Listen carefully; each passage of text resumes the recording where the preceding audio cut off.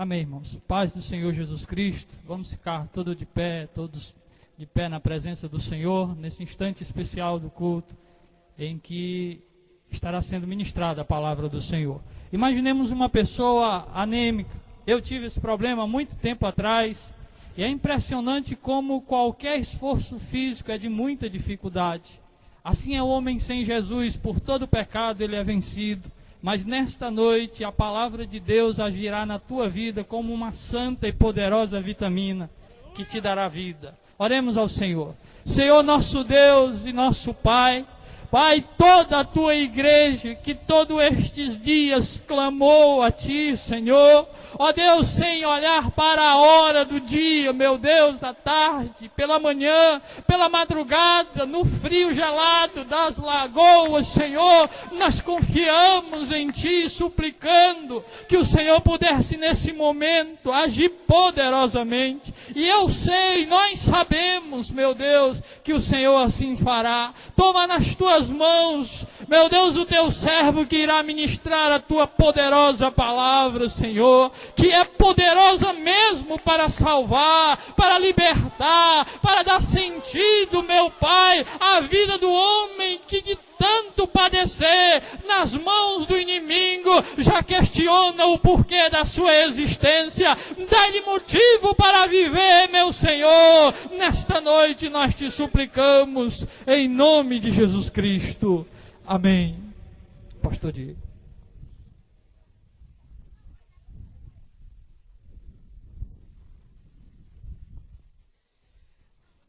Amém. Louvado seja o nome do Senhor Jesus. Vamos, sem perca de tempo, convido a todos aqueles que trouxeram Bíblias essa noite, a abrir a palavra do Senhor em Atos dos Apóstolos, capítulo de número 17.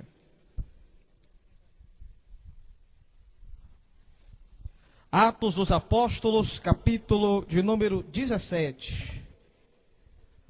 Nós vamos ler nesta noite um trecho da palavra de Deus que nos fala de um encontro que o apóstolo Paulo, servo do Senhor, missionário de Cristo, levou o evangelho até a capital do mundo na época do conhecimento, a capital da cultura, da ciência, da filosofia, que era a cidade de Atenas, na Grécia.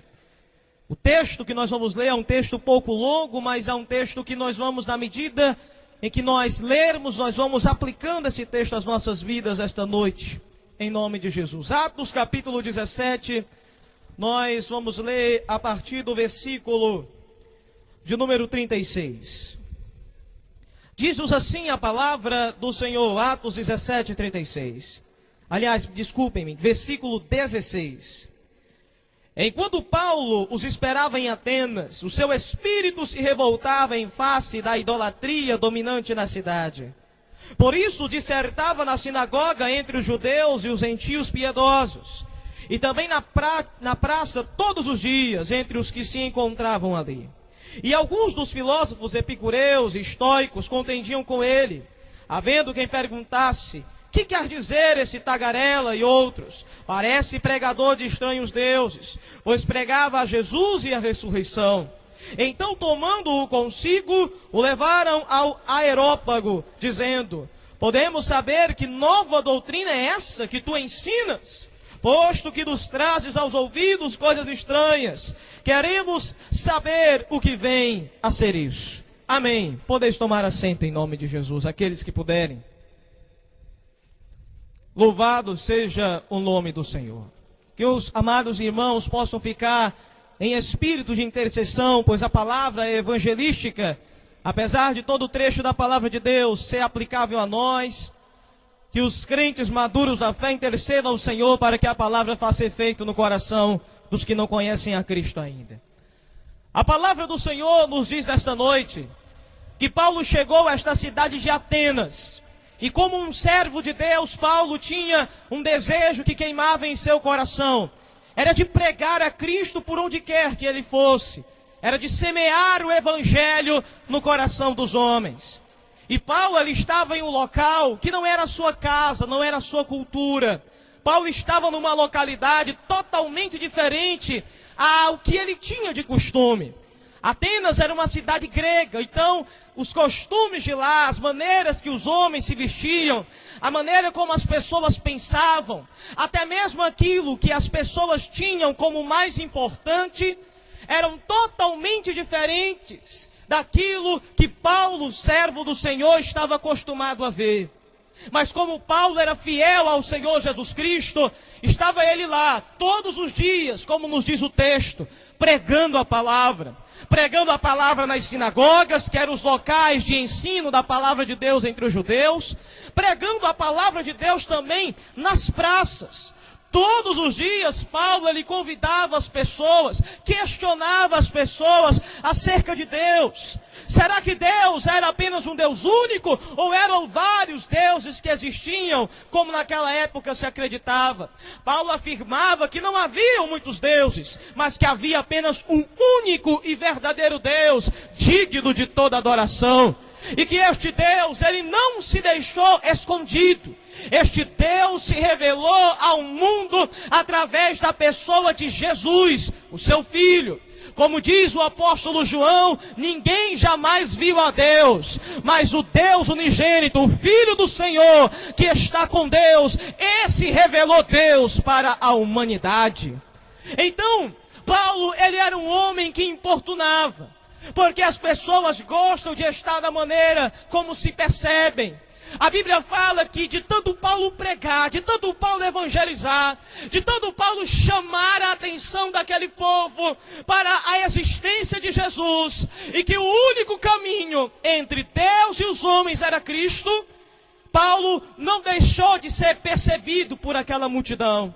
Então acontece algo fenomenal, acontece algo muito importante na história da igreja. A própria comunidade daquela cidade de Atenas traz Paulo para o Areópago.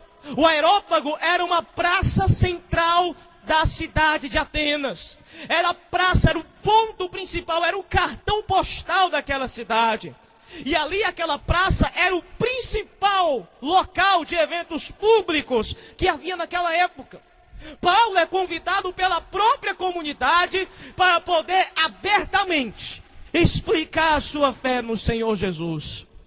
Amado ouvinte, nós estamos fazendo isso aqui nesta noite. Como Paulo há quase 2000 anos atrás fez na Grécia, nós estamos aqui chamando a sua atenção e falando abertamente da nossa fé. Porque aquilo que está queimando no nosso coração hoje é a verdade de Deus que transformou as nossas vidas. Não pense você que nós estamos aqui atrás de interesses políticos. Não estamos aqui atrás de interesses financeiros. Aliás, se nós quiséssemos ir atrás de interesses financeiros, iríamos para bairros e comunidades ricas. Ouvinte, eu convido você a meditar, porque toda a estrutura que nós estamos montando aqui com grande dificuldade é porque temos um amor pela tua alma, e mais do que nós, Cristo Jesus ama a tua alma e quer te transformar nesta noite. Paulo foi levado ao centro daquela cidade, a praça principal, e ele começou a expor a sua fé. E o interessante, que para expor a sua fé de verdade, Paulo precisava primeiro mostrar o que o ser humano é. Deixe-me dizer uma coisa. Jesus, ele nunca vai ser desejado por um coração que não reconhece que é pecador.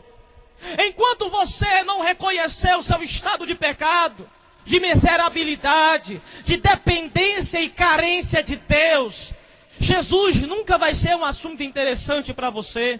É primeiro necessário que o ser humano veja que a sua vida, espiritualmente falando, está falida, destruída, para que só em seguida ele olhe para Jesus como Jesus é de fato.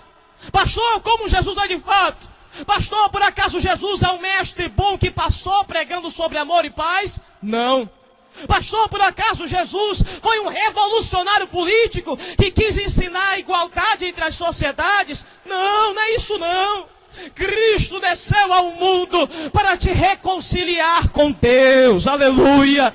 Cristo desceu ao mundo para mostrar o seu e o meu estado de pecado, a fim de nos arrependermos de nossa vida de maldade e voltarmos de novo a ter comunhão com o Senhor. Veja a primeira verdade que Paulo diz no versículo de número 21. Pois todos os de Atenas e os estrangeiros residentes de outra coisa não cuidavam senão de dizer ou ouvir as últimas novidades. Então Paulo, levantando-se no meio do aerópago, disse: senhores atenienses, em tudo vos vejo exageradamente religiosos. O texto nos fala que aquele povo, aquela sociedade, tinha duas características. Primeira, era uma sociedade ansiosa.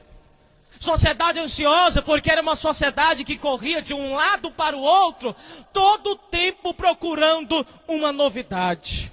Poderia ser uma novidade da música, poderia ser uma novidade no teatro, talvez poderia ser uma novidade de um novo gladiador que surgiu na época. As lutas dos gladiadores naquela época equivalem hoje ao que são as lutas livres ou as lutas de boxe que muitos assistem através da TV. Os homens eram ansiosos sempre atrás de alguma novidade. Aí eu pergunto, por quê? Por que será que a sociedade ela sempre está ansiosa? A ansiedade é algo que tem destruído a vida desta sociedade, amado ouvinte. Porque a moda que é hoje, que amanhã você está que hoje você está se deleitando nela, amanhã esta moda não vai mais te satisfazer. O carro, o modelo deste ano, amanhã para você será uma coisa ultrapassada.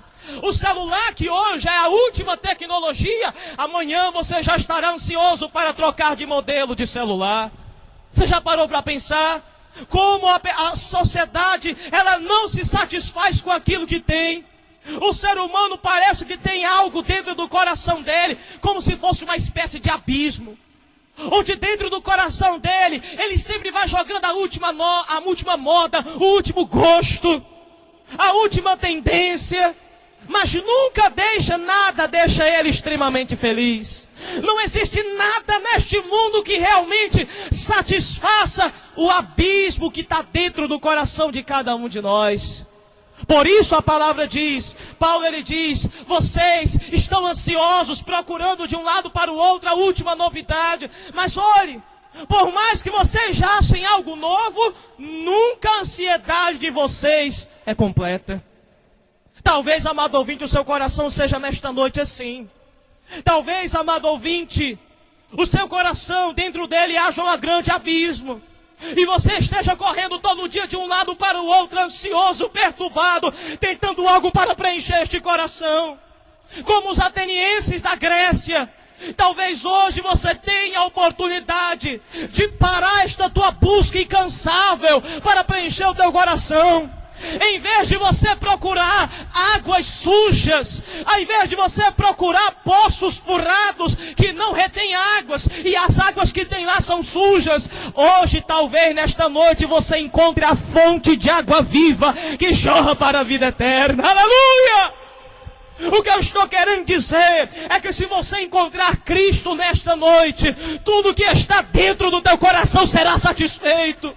Aí você não vai precisar mais da prostituição para ser feliz. Aí você não precisará mais da bebida alcoólica para ser feliz.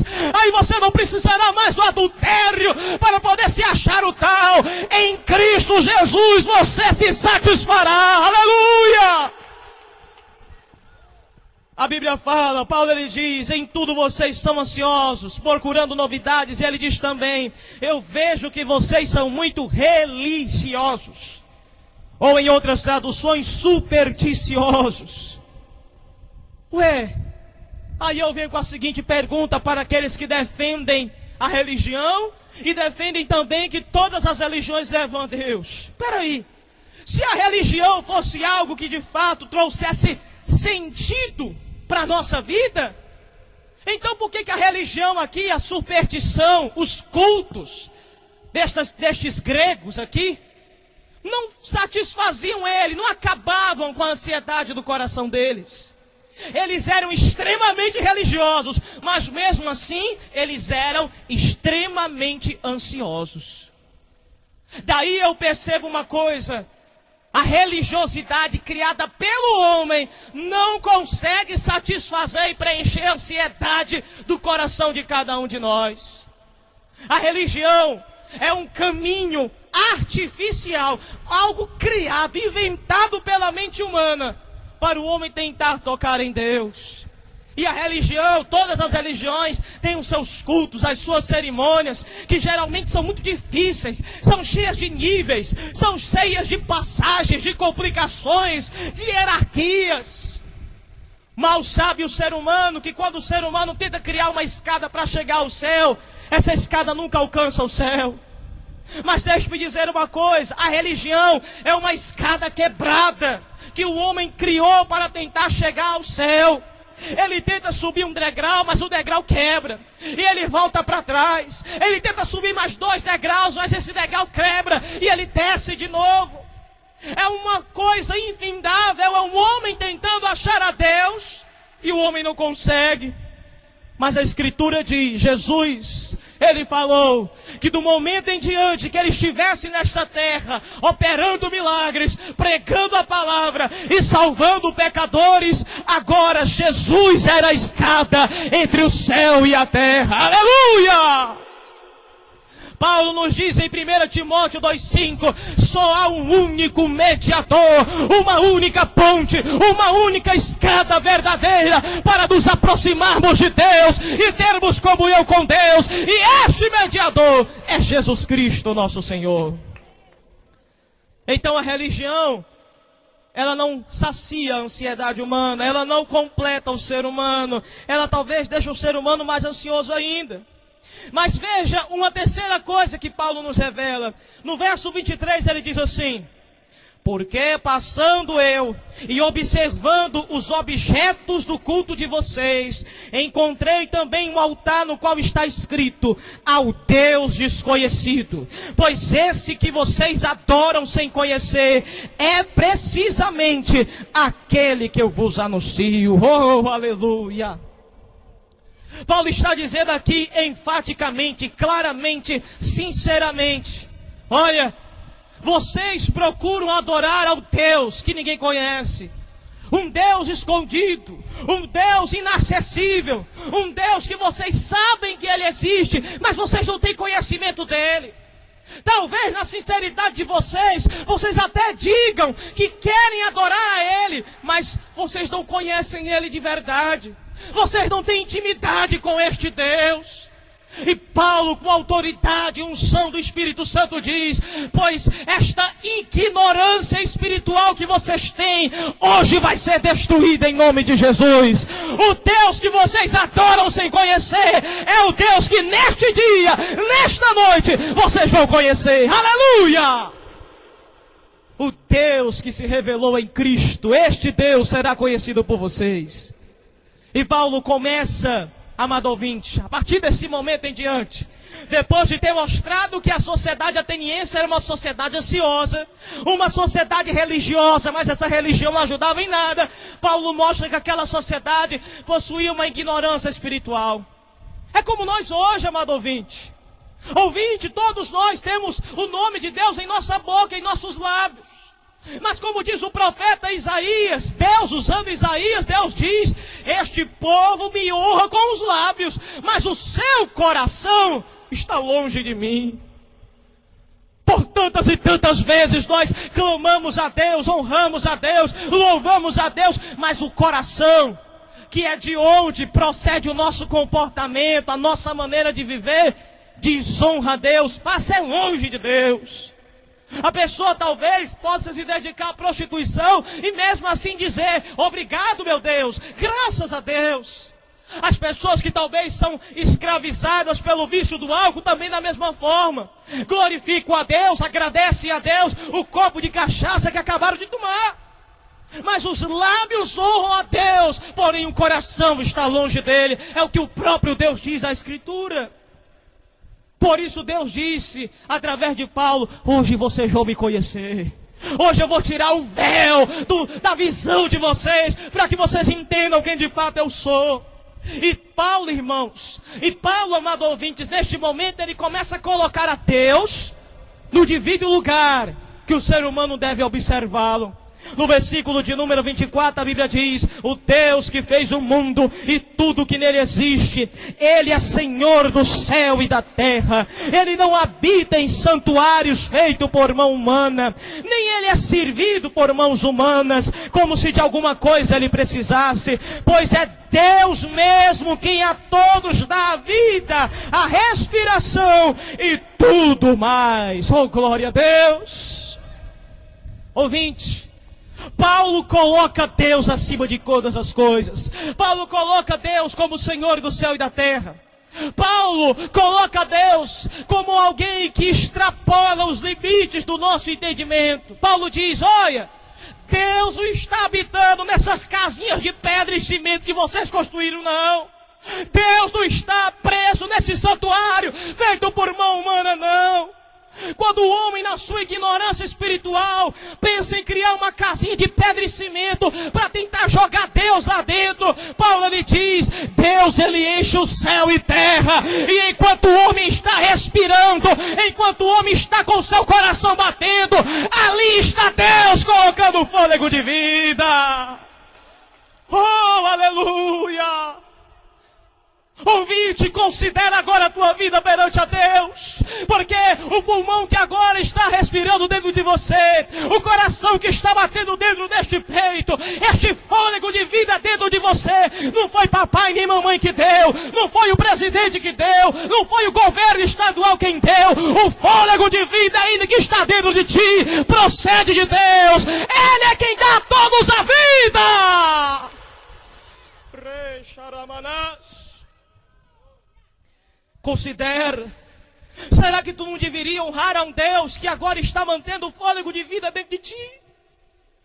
Por que é que nós somos tão egoístas? Queremos viver da maneira como nós queremos. Não queremos examinar e saber se Deus de fato é o nosso Senhor e se nós estamos agradando Ele ou não. É interessantíssimo porque quando um empregado ele entra numa empresa e ele sabe que o patrão daquela empresa está no dia lá no estabelecimento, o empregado toma todos os cuidados necessários para não fazer nada que desagrade o patrão. Sabe por que ele faz isso? Porque ele tem medo de perder o emprego. Os homens honram de maneira tão respeitosa os outros homens. Às vezes o empregado respeita o patrão e o considera, ouve o que o patrão diz, faz aquilo que o patrão manda, porque o empregado está numa relação de dependência do patrão. O cabra ali depende do patrão para poder receber o salário no final do mês. Sem o patrão e a empresa, ele não teria um emprego, ele não teria o dinheiro, não teria o sustento. Por causa dessa dependência, o empregado respeita o patrão e ouve tudo que o patrão quer. Agora eu vejo o ser humano. Como é que nós somos tão hipócritas? Porque respeitamos outros homens de carne e osso igual a nós, e nós não atentamos para considerar o que Deus quer na nossa vida. Como nós não paramos para atentar no que Deus quer fazer na nossa vida? Oh, amado ouvinte, é por isso que nós sempre falamos que a morte, quando chega e bate nas nossas portas, é neste momento que o homem pensa sobre a existência de Deus. Quando a doença, a enfermidade incurável bate na porta da sua vida, é nesta hora que o homem se desespera e procura Deus. Porque ele começa a pensar sobre o sentido da vida, começa a pensar como é que ele está diante de Deus. Se ele está doente, ele começa a pensar se merece ou não a cura de Deus. Eu quero dizer que você não precisa que a morte bata na sua casa para que você comece a pensar em Deus. Você não precisa, amado ouvinte, passar por uma grande enfermidade, doença, para só depois desse momento buscar a Deus. Você não precisa disso. O que você precisa é ouvir o evangelho da salvação, que pode nesta noite te converter dos teus maus caminhos e te reconciliar com Deus. Isso só nos basta. Isto só nos basta. Então Paulo, colocando Deus como Senhor de todas as coisas, Paulo coloca os homens no devido lugar deles também. Se Deus é o Senhor de tudo, o ser humano é dependente e carente de tudo em relação a Deus. Eu e você somos carentes e necessitados do Senhor. Paulo agora revela mais uma verdade. Ele fala-nos sobre a cegueira espiritual. No versículo 27 ele vai nos dizer assim: Deus criou tudo, e Ele colocou o homem sobre a terra, para buscar a Deus, se porventura, tateando, pudesse achar. Porque na verdade nós não estamos tão longe de Deus, porque nele nos movemos e nele nós existimos. Olha a expressão que Paulo utiliza: Deus colocou o homem na terra e agora Deus está esperando o homem encontrar Deus. Como se o homem estivesse tateando. Sabe o que essa expressão tateando? É uma pessoa cega, através das mãos, tocando em uns lugares, para ver se encontra a Deus. Na expressão tateando, Paulo quer dizer isso: todos nós, longe de Deus, estamos cegos. Oh, Deus nos colocou nesta terra para buscarmos a Ele, para compreendermos a Ele. Agora veja em que posição nós estamos. Estamos na posição de cegos espirituais. Estamos tateando, tocando em outros lugares, batendo em muitas portas, para ver se nós encontramos Deus. O homem criou várias portas de religião, batendo em cada uma delas, tocando em cada uma delas, para ver se encontra Deus. O homem também criou as diversões, os entretenimentos, e aí o homem tateando tenta procurar a verdadeira felicidade e paz com Deus. O problema é que enquanto estamos cegos pelo pecado, nós nos encontramos no Senhor, nunca encontramos a Ele.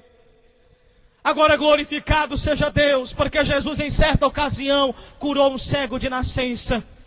E Jesus, ele disse: quem está cego pelo pecado poderá ver a luz da vida através de mim. Jesus, ele disse: quem me segue não estará em trevas, porque eu vim para que os cegos tornem a ver. Aleluia!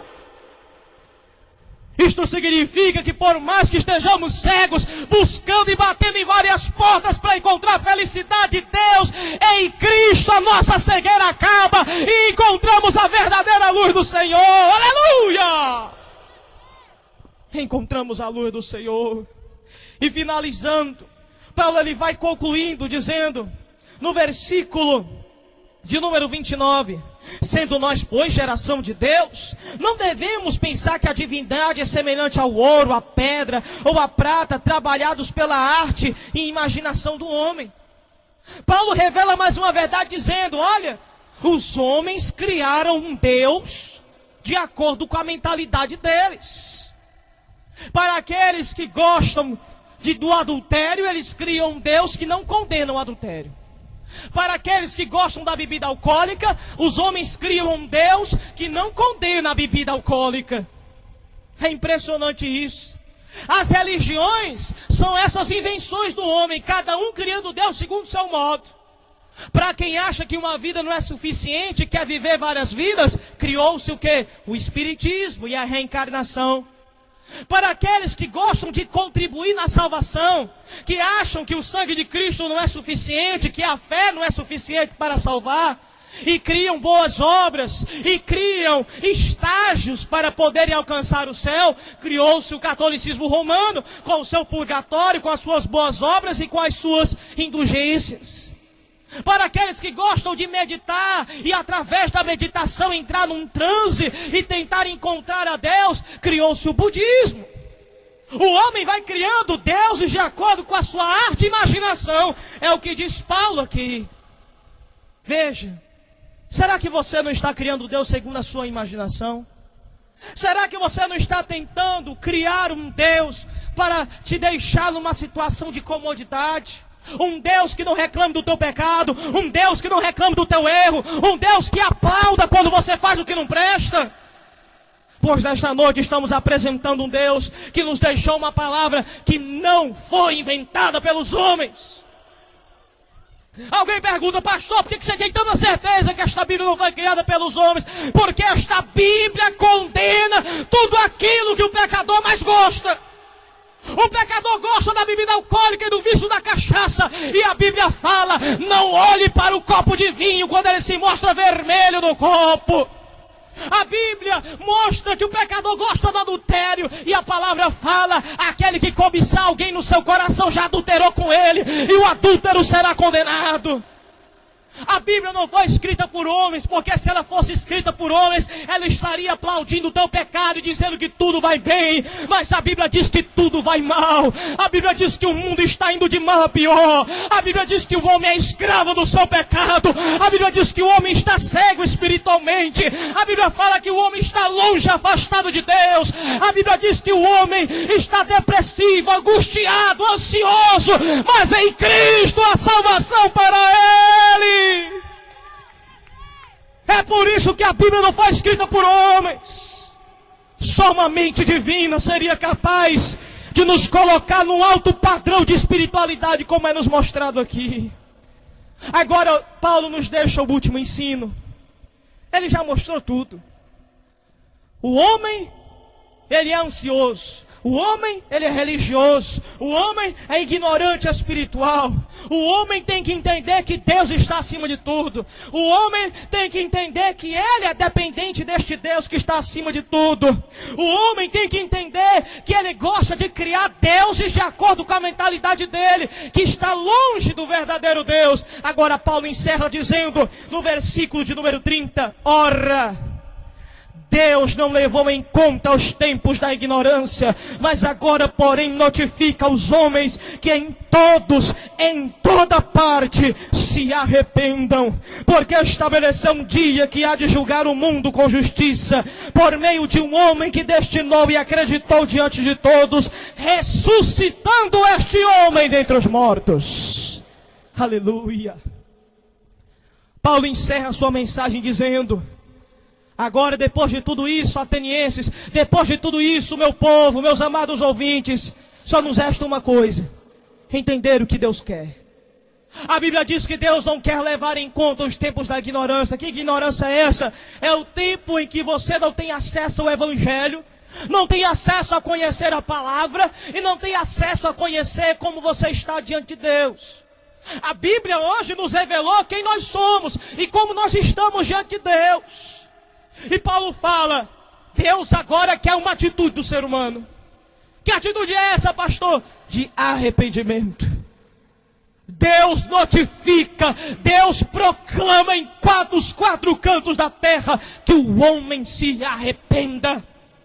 E que deste arrependimento ele possa fugir e estar longe do dia do juízo sobre todas as nações. Porque Paulo diz: um dia Deus há de julgar este mundo com justiça. Isto significa que você pode levar a sua vida do jeito que você quer? Pode. A questão é que você será responsável diante de Deus quando um dia tu compareceres perante ao Senhor. E deixe-me dizer uma coisa: não precisa necessariamente este julgamento só ser no final dos tempos. Se hoje tu passares para a eternidade, o teu juízo já está decretado. Aqueles que creram em Cristo, diz a palavra, serão salvos e perdoados de seu pecado, porque se arrependeram. Mas como diz Cristo, aquele porém que não crê no Filho de Deus, sobre ele permanece a ira do Senhor, e infelizmente será julgado e será condenado. Eu convido você nesta noite a entender esta mensagem e se examinar. Pergunte a si mesmo: em que situação eu estou? Será que você está na situação de condenado ou salvo? Pastor, eu não sei. Pois se não sabe, você já é um sério candidato a ser condenado. Porque o salvo, de uma coisa ele tem certeza: ele herdou a salvação de Jesus. Cristo Jesus falou: aquele que crê em mim já tem a vida eterna, e eu ressuscitarei do último dia. Eu convido aos irmãos que puderem a ficar comigo de pé nesta noite, em nome de Jesus. Aleluia. E em espírito de oração vamos orar a Deus neste momento. Senhor Deus e amado Pai, Tua palavra foi lançada, a semente do Evangelho, Senhor, foi lançada nos corações desta noite. E meu Deus, talvez em nosso meio haja pessoas que ainda não conheceram a Cristo, ou talvez hajam pessoas que já se decidiram por Cristo, mas pela tentação deste mundo, voltaram para trás e estão desviados, afastados do caminho do Senhor. Meu Deus, nesta noite nós choramos em nome de Jesus. A semente foi lançada e o momento é do Espírito Santo agora, de convencer o ser humano do pecado, da justiça e do juízo. E clamamos neste momento, Senhor, para que a tua obra aconteça em nome do Senhor Jesus. Ainda em espírito de oração eu convido quem é a primeira vida nesta noite, quem entendeu o Evangelho e diz: pastor, eu não tenho certeza da minha salvação. Pastor, eu preciso encontrar a salvação em Cristo. Eu convido a você, se você quer entregar a sua vida a Jesus, levante sua mão, venha aqui à frente e nós oraremos pela tua vida. Se você também está afastado do Evangelho, um dia já se decidiu por Cristo, mas não tem certeza de que está bem com Deus, não tem certeza da sua vida com o Senhor, e você quer se reconciliar nesta noite, nós também te convidamos. Jesus falou: aquele que vem a mim, de maneira nenhuma eu o rejeitarei. Eu convido e peço aos irmãos, caso o irmão perceba educadamente que há uma pessoa ao seu lado, pergunte a ela se hoje ela não tem desejo de entregar-se a Cristo. Educadamente pergunte se não há alguém perto de você que precisa desta noite tomar a sua salvação por Cristo Jesus, o nosso Senhor. Aqueles também que estão na calçada, nos escutando ao longe, o Evangelho foi para você também. Nós te convidamos, por mais longe que você esteja nos escutando, se você passou aí 30 minutos nos escutando, é porque tem alguma coisa de Deus aí sendo plantada em teu coração. Eu pergunto nesta noite, qual é a primeira vida que quer se entregar ao Senhor Jesus? Venha à frente, reconcilia-te com o teu Deus, arrepende-te do teu pecado, volte-se para Cristo, porque Ele é poderoso em perdoar. Aleluia, louvado seja o nome do Senhor. Nós oramos, ó Deus, para que o Espírito Santo faça a obra não é dos homens, Senhor, a obra é tua, Pai. A obra é da tua glória, Senhor, a obra do teu Espírito Santo. Faz, Senhor, o teu querer, faz, Senhor, o teu agir, em nome do Senhor Jesus.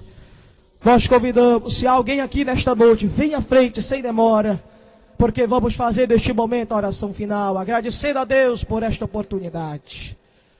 Eu convido desde já o pastor Xander para que possa vir aqui já fazer a oração final.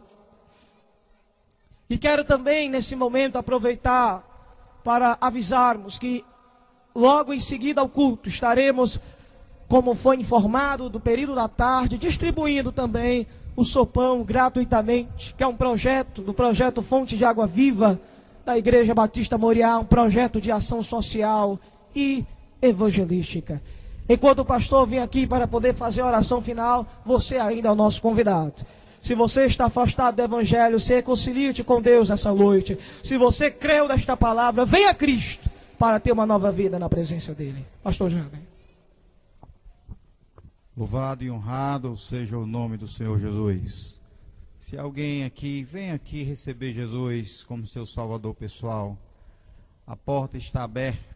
A porta é estreita, mas dá para entrar, viu? Aleluia!